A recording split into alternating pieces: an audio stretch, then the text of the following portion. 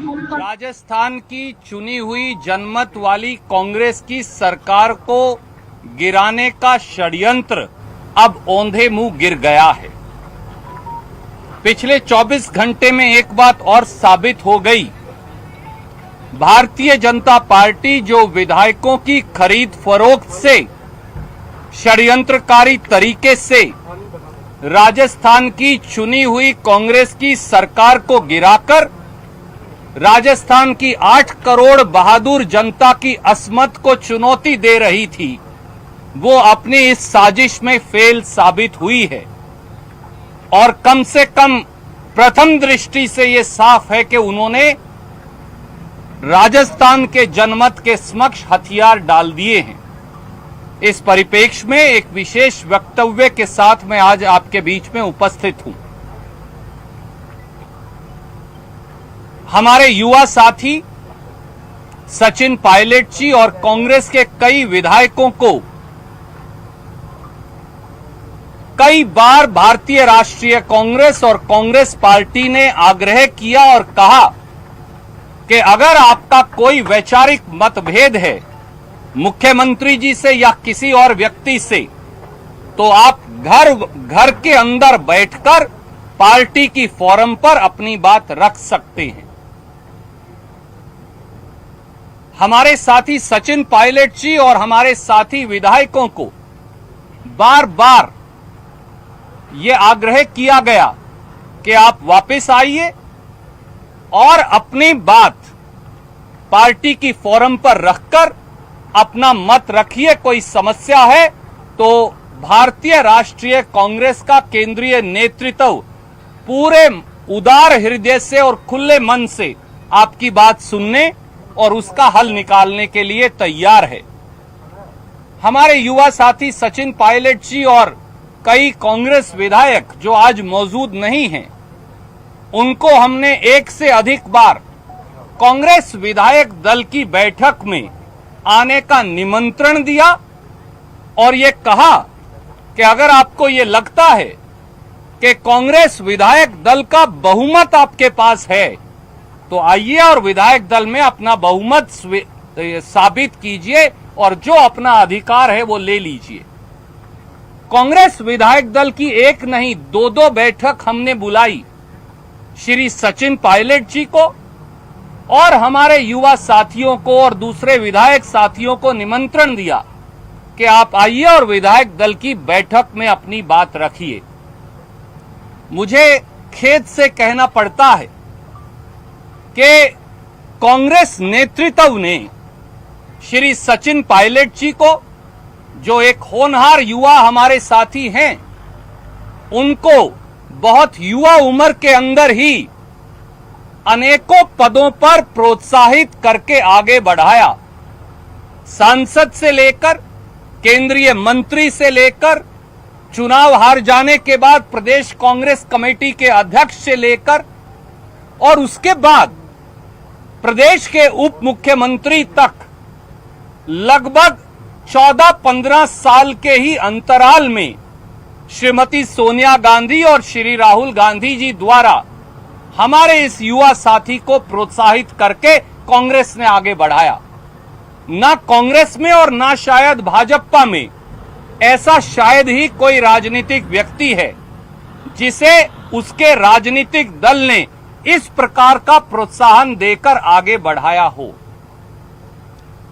इन दिनों में भी, पिछले 5 दिनों में भी श्रीमती सोनिया गांधी जी और श्री राहुल गांधी जी ने और कांग्रेस नेतृत्व ने सारे दरवाजे खोलकर उदार हृदय से कहा कि घर का व्यक्ति अगर घर से भूलकर बाहर चला जाए तो वो परिवार का सदस्य रहता है, आप वापिस आ जाइए। कांग्रेस के शीर्षतम नेतृत्व ने आधा दर्जन बार, कांग्रेस कार्य समिति के 2-2 वरिष्ठ सदस्यों ने 1 दर्जन बार और श्री केसी वेणुगोपाल संगठन महासचिव एआईसीसी ने 1 से अधिक बार उन्हें यह भी कहा कि न केवल वापस आकर अपना पक्ष और अपनी बात रखिए, परंतु अगर आपकी कांग्रेस पार्टी में निष्ठा है, अगर आपको कांग्रेस से प्यार है, अगर आपका कांग्रेस में समर्थन है तो जिस 5 तारा होटल में आप वहां हैं वहां बाहर जाइए और मीडिया को कहिए कि आपकी कांग्रेस में संपूर्ण निष्ठा है। दुर्भाग्य से इनमें से कुछ नहीं हो पाया और 4-5 दिन इंतजार करने के बाद एक भारी दिल से कल कार्रवाई की घोषणा हमें करनी पड़ी।